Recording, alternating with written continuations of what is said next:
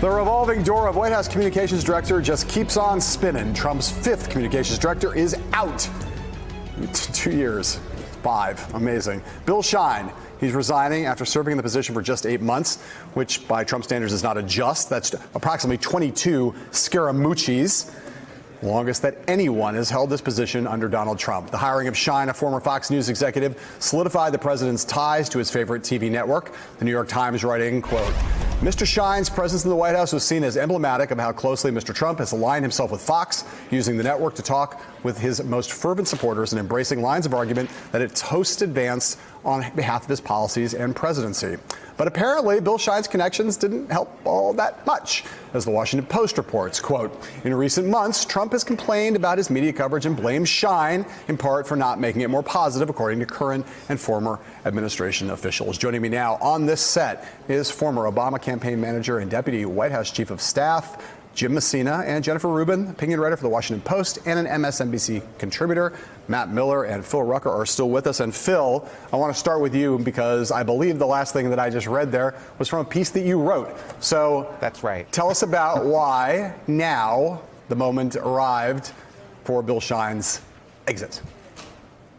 Yeah, John, well, it was a pretty abrupt announcement today, but not altogether surprising. We know just from our reporting the last several months that Trump and Shine have not been seeing eye to eye entirely, in part because the president expected that by bringing in Bill Shine, the former Fox News president, he was going to somehow improve his media coverage, that the news narrative about the Trump presidency would somehow evolve into a much greater place for Trump, and that just didn't happen. Shine doesn't have a magic wand. He came in to do this job, but at the end of the day, the president's the president, and the news media, like ourselves, we're just covering what the president does. And so he grew frustrated with Shine. They were not sort of natural.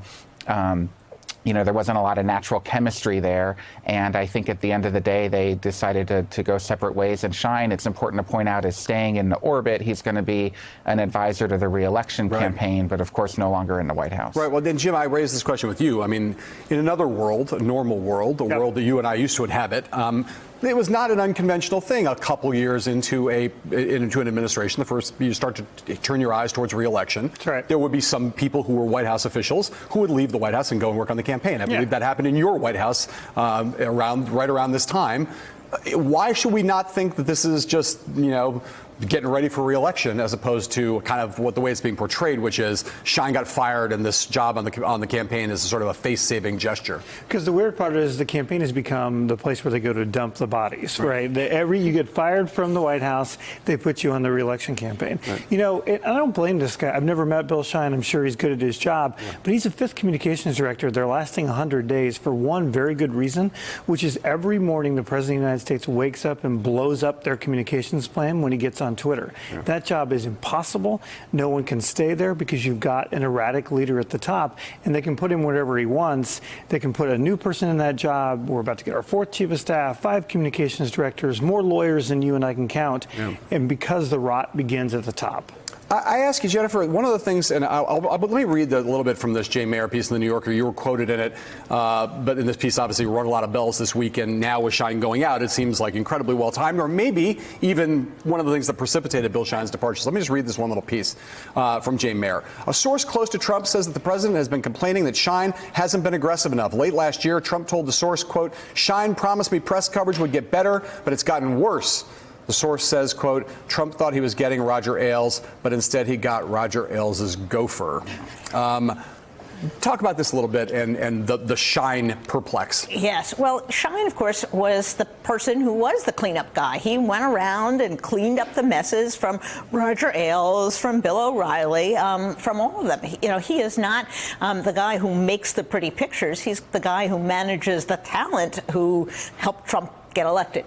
So perhaps Trump didn't exactly get what he wanted, but as Jim said, no one's going to get him what he wants because Trump is Trump and he's just going to go do his own thing.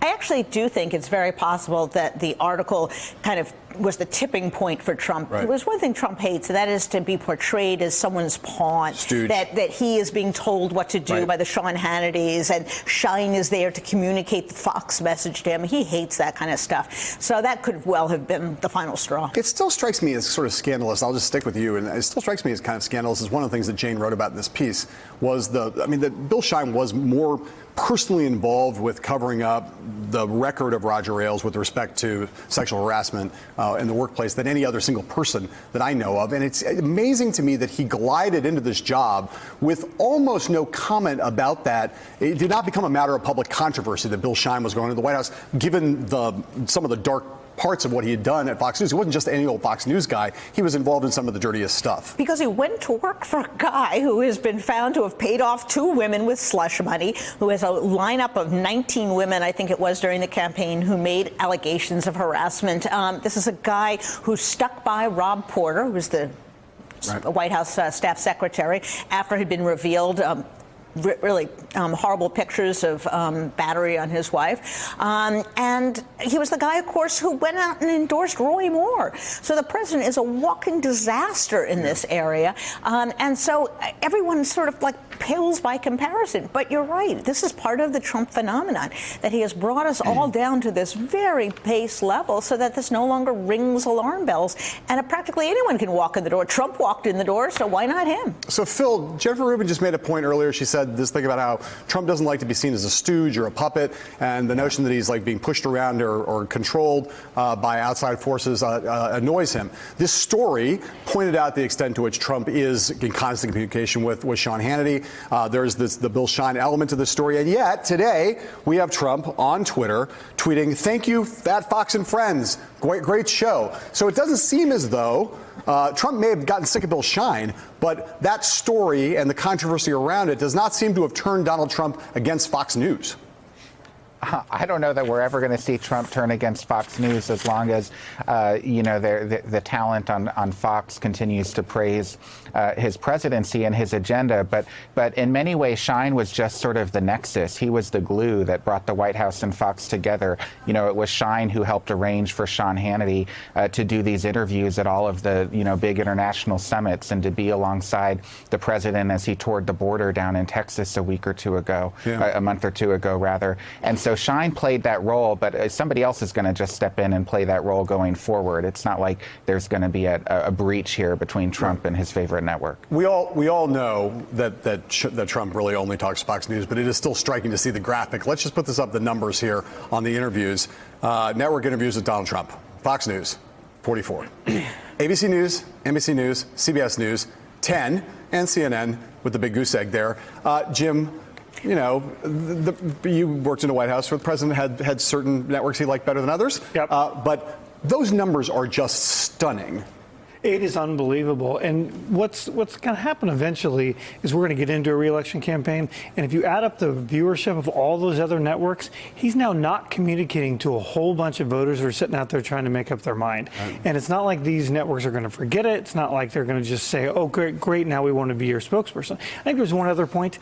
The White House has had one press conference in 2019. And so their press operation is Fox News. The way they communicate is through Fox News. And it's now an extension of the White House. And this is part of the reason why Donald Trump has, 38% irreducible core. That's exactly right. Incredibly high floor, but an incredibly low ceiling at the same time. Right. All these swing voters are not getting any messaging from him because he's only talking to his base. Yeah. Hey there, I'm Chris Hayes from MSNBC. Thanks for watching MSNBC on YouTube. If you want to keep up to date with the videos we're putting out, you can click subscribe just below me or click over on this list to see lots of other great videos.